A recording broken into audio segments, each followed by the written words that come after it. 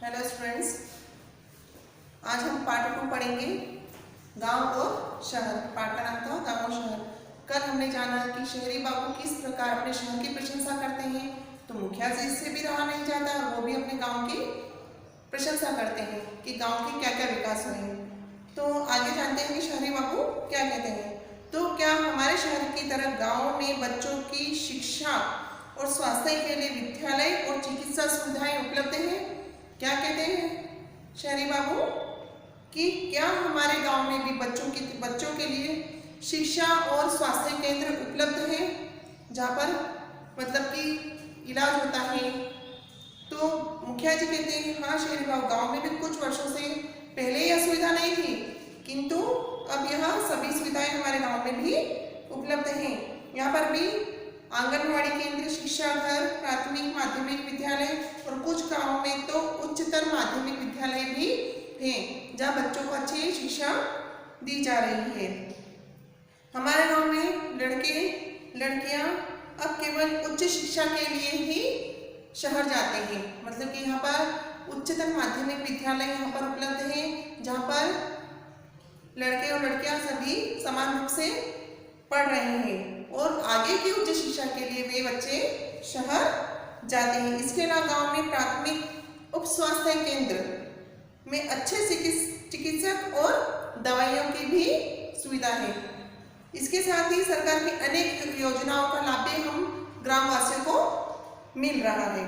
तो शहरी बाबू क्या कहते हैं कि लेकिन मुखिया जी, जिस प्रकार हमारे शहर में दूरसंचार नए नए साधन उपलब्ध हैं, तो जिनसे तुरंत ही सैकड़ों मील बैठे व्यक्ति से बातचीत की जा सकती है, जैसे कि टेलीफोन है। अब आजकल तो ये सभी सुविधाएं उपलब्ध हो गई, लेकिन पहले यह सुविधाएं नहीं थी। तो शहरी बाबू कहते हैं कि हमारे यहाँ तो दूरसंचार की वे सभी सुविधाएं उपलब्ध है, जिससे कई मीलों दूर बैठे व्यक्ति से भी हम बातचीत कर सकते हैं। तो मुखिया जी कहते हैं हाँ बाबूजी, हमारे गाँव में भी यह सुविधाएं उपलब्ध है।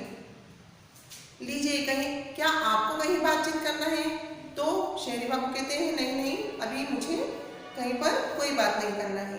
तो मुखिया जी कहते हैं बाबू, अब तो हमारी शालाओं में हेड स्टार्टर नाम से योजना संचालित हुई है। एक ऐसी योजना है जिसका नाम क्या है, हेड स्टार्टर नाम से योजना संचालित हुई है, जिसके माध्यम से बच्चों को कंप्यूटर शिक्षा का ज्ञान दिया जाता है, बच्चों को कंप्यूटर सिखाया जाता है।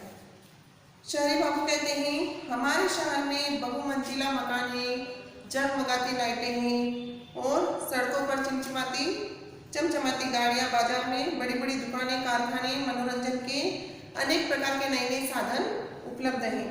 क्या तुम्हारे गांव में ये सभी सुविधाएं हैं? तो मुखिया जी कहते हैं शहरी बाबू, शरीर और मन को स्वस्थ रखने के लिए स्वच्छ हवा, पानी और सूरज का प्रकाश और पौष्टिक आहार हमारे यहाँ पर उपलब्ध है। आपके शहर में भले ही बहुमंजिला मकान हो, लेकिन वहाँ पर सूरज की पर्याप्त किरणें, पर्याप्त रोशनी नहीं पहुँच पाती है, सूर्य का प्रकाश नहीं पहुँच पाता है।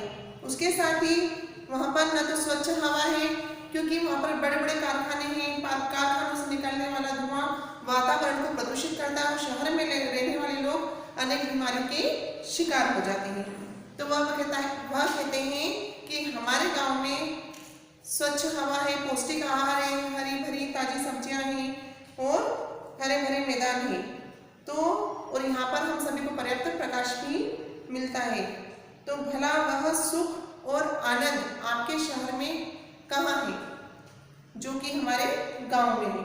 तो शहरी बाबू क्या कहते हैं कि हाँ, आपने यह बात तो बिल्कुल सही कही है मुखिया जी, मुझे भी गांव का महत्व अब समझ में आ रहा है। मतलब कि मुखिया जी की भी बातें सुनकर शहरी बाबू को बहुत अच्छा लगता है और वह उनकी बात से प्रसन्न होते हैं और क्या कहते हैं कि मुझे भी अब गांव का महत्व समझ में आ गया। लेकिन गांव में निवासियों की तुलना में शहरों में आबादी अधिक है। जनसंख्या अधिक होने के कारण ही आवास, शिक्षा और स्वास्थ्य की समस्याएं उत्पन्न होती हैं। क्या कहते हैं कि जनसंख्या अधिक होती है, उसके कारण आवास की जो सुविधाएं हैं उसमें वे भी उत्पन्न होती हैं और शिक्षा और स्वास्थ्य की समस्याएं भी उत्पन्न होती हैं। मतलब कि आवास की सुविधाओं में कमी हो जाती है और जनसंख्या वृद्धि से स्वास्थ्य की भी समस्याएं उत्पन्न होती है। तो मुखिया जी कहते हैं बिल्कुल बिल्कुल बाबूजी, जनसंख्या वृद्धि के कारण हम लोगों को अनेक समस्याओं का सामना करना पड़ता है। इसके बावजूद गांव के जो लोग हैं रात दिन खेती बाड़ी करके शहर वासियों को अनाज, सब्जी, दूध, घी आदि चीजें आसानी से उपलब्ध कराते हैं। क्या कहते हैं मुखिया जी कि इन सभी समस्याओं के चलते, इन सभी समस्याओं के बावजूद भी गांव के लोग दिन रात मेहनत करते हैं, खेती बाड़ी करते हैं और वह शहर के लोगों को दूध, सब्जी और घी इस प्रकार की सभी सुविधाएं शहर के लोगों को उपलब्ध कराते हैं। शहरी बाबू कहते हैं मुखिया जी गांव में शहर का और शहर में गांव का विकास होता है, मतलब गांव से ही शहर बनता है और शहर से गांव का विकास होता है। यदि शहर के लोगों को गांव से भोजन सामग्री प्राप्त होती है तो यह सही है। क्या कहते हैं वह कि यदि शहर के लोगों को गांव के लोगों से भोजन सामग्री प्राप्त होती है तो यह बहुत अच्छी बात है और बहुत सही है। गांव के लोगों को कपड़ा, दवाइयाँ, कृषि उपकरण, लोहा, चीनी, मसाले, उर्वरक आदि सामान शहर से प्राप्त होते हैं। तो अब गांव और शहर दोनों में जीवन की आवश्यक सुविधाएं बढ़ती जा रही हैं। मतलब कि जो शहर को जिन चीज़ों की आवश्यकता है वह हमें गांव से प्राप्त होती है और गांव में जिन चीज़ों की अधिक आवश्यकता है वह शहर से प्राप्त होती है। तो गांव और शहर के निवासी एक दूसरे पर निर्भर होते हैं। गांव और शहर के खुशहाल होने से ही हमारा देश प्रगतिशील देश बन पाएगा। चलिए हम अब देश को समृद्ध बनाएं। आप सबसे मिलकर और चर्चा करके बहुत अच्छा लगा। बहुत देर हो गई है, अब मैं चलता हूँ। ऐसा कौन कहते हैं? शहरी बाबू कहते हैं मुखिया जी से कि गांव और शहर के बारे में हमने जो भी चर्चा की है, उनकी सुविधाओं के बारे में, उनके विकास के बारे में, तो इन सब बारे में मतलब जो मैंने आपसे चर्चा की है मुझे बहुत ही अच्छा लगा। तो अब मैं चलता हूँ। तो मुखिया जी कहते हैं हाँ भाई रामदयाल, इनको विश्वेश्वर जी के यहाँ भेज दो, मतलब जिनका पता पूछने के लिए वे आए हैं उनके यहाँ पर भेज दो। तो वे उनको नमस्कार करते हैं और इस प्रकार वे वहाँ से चल देते हैं।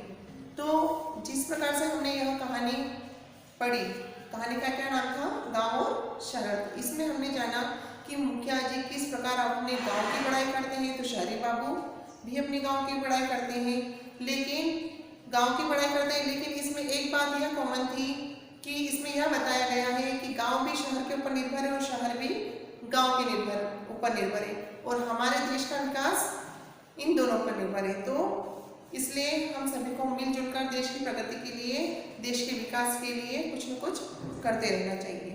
Thank you to all.